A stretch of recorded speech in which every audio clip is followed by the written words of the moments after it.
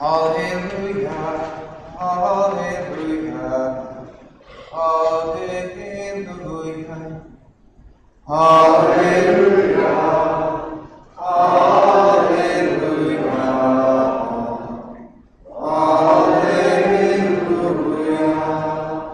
The Lord be with you. And with your spirit. A reading from the Holy Gospel according to Matthew. Glory to you, Lord. At that time Jesus withdrew to the region of Tyre and Sidon, and behold, a Canaanite woman of that district came and called out, "Have pity on me, Lord, Son of David. My daughter is tormented by a demon." But he did not say a word in answer to her. His disciples came and asked him, "Send her away, for she keeps calling out after us." He said in reply, "I was sent only to the lost sheep of the house of Israel." But the woman came and did him homage, saying, "Lord, help me." He said in reply, "It is not right to take the food of children and throw it to the dogs." She said, "Please, Lord, for even the dogs eat the scraps that fall from the table of their masters." Then Jesus said to her in reply, "O woman, great is your faith. Let it be done for you as you wish." And your daughter was healed from that hour. The Gospel of the Lord. Praise to you, Lord Jesus Christ. So first, a little bit of an explanation, and then we'll get to the Gospel passage. Just something I want to point out about this reading from the prophet Jeremiah. For those of you who like to read through the Bible in your spare time, and there's often things about the Bible that seem kind of confusing. And part of the reason why it's very confusing is because many of us, we're not familiar with the words and the names that are used in the Scriptures. It's important to remember that all of the prophets of the Old Testament, virtually all of them, they are writing about the exile that came to Israel. First, the northern part of Israel was taken into exile, and the southern part of Israel was taken into exile. The northern part was 10 of the 12 tribes, and the southern part was 2 of the 12 tribes. And basically, from the time of that division onward, they had 2 different names. So the people in the north, they called themselves Israel. The people in the south, they called themselves Judah. Because the tribe of Judah was who possessed Jerusalem in the south. And so they called themselves Judah. But also they would sometimes go by other names. Like, for example, the people of Israel, sometimes they would refer to themselves as the capital city. So they would call themselves Samaria. That was the capital city in the north. And oftentimes in the south, it was just referred to as Jerusalem, because Jerusalem was the capital city of the south. Sometimes it would go by other names as well. Like sometimes the northern part of Israel, they would call themselves Ephraim. Or they would call themselves Jacob. And the reason why they would call themselves Jacob is because Jacob's name before it was changed to Israel, it was Jacob. Sometimes they would refer to themselves as Ephraim and Manasseh, because Ephraim and Manasseh were the 2 sons of Joseph. Joseph, who had the coat of many colors.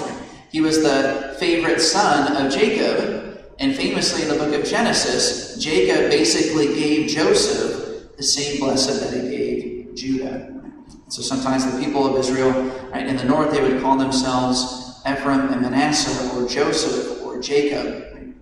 And I just point that out to everybody because it's helpful when we're reading through some of these prophecies of the Old Testament. This reading from Jeremiah today, it's talking about the reunification of the people of Israel. And the way it describes it is it says, "Again, someday the Lord will plant vineyards on Samaria." It's talking about the people in the north. "I will restore you, shall be rebuilt, O virgin Israel."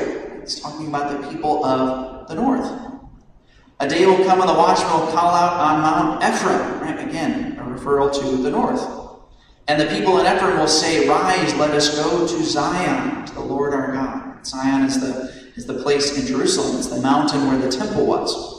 So it's saying that one day in the future, the people in the north, instead of staying in their own territory, again, they will return to Jerusalem, to Zion in the south. And so when we understand those names and those terminologies, it makes a little more sense of these prophecies, that one of the things that Jeremiah is trying to prophesy to his people is that one day the nation of Israel would no longer be divided in the north and the south. They would be reunited together, not in an earthly Jerusalem, but in the heavenly Jerusalem. And so that's just a little bit of explanation about the prophets. And I'm sure many of you are probably wondering, when you hear these readings today, you are very perplexed by the gospel passage. Jesus seems very sexist and racist, right, in this gospel passage. This poor woman, right, whose daughter was dying. And Jesus basically ignored her pleas for help. It's one of those perplexing passages, right, in the life of Jesus, something that seems very confusing. And not only did he not listen to her, but then he called her a dog. And why would Jesus act in this way? Part of the reason why Jesus did this is because he wanted to make an example of this pagan Canaanite woman. You might recall that when Jesus began his public ministry, he began it in the synagogue of Nazareth. So he went to the Jews, to the people of Israel. And when he proclaimed, right, his message in Nazareth, the people doubted his teaching, and they murmured against him. And one of the things that Jesus said in response to those people who were in the synagogue is he said, basically, you are just like your ancestors. In the days of Elijah, there were many widows in Israel, but Elijah was only sent to the pagan woman in Sidon. There were many lepers in Israel in the days of Elijah, but none of them were cleansed except for the Gentile, the Naaman the Syrian, in the days of Elijah. The reason why Jesus was saying that in the synagogue, and something that many of us often miss, is he was telling the people there in Nazareth that just in the days of Elijah and the prophets of old, often it was the pagan Gentiles who were more open to God's message than the Jews. And the same thing was going to happen in the days of Jesus in his ministry. That many times the Gentiles and the pagans would be more open to his message. And so that's part of the reason why he treats this woman so poorly, is because he wants to show the disciples how much greater her faith and persistence is than many of his own people, many of the Jews. That Jesus began preaching to so many of the people of Israel, and so many of them rejected him. And here was this poor pagan Gentile woman whose faith was so persistent and strong that she did not relent in seeking out his help. He was using her as an example. So that's one of the reasons why he was acting in this way. And it's still not exactly something that's easy for us to understand, but that's part of the reason why he was doing it. To give an example to his disciples that their faith should be as strong and persistent as hers.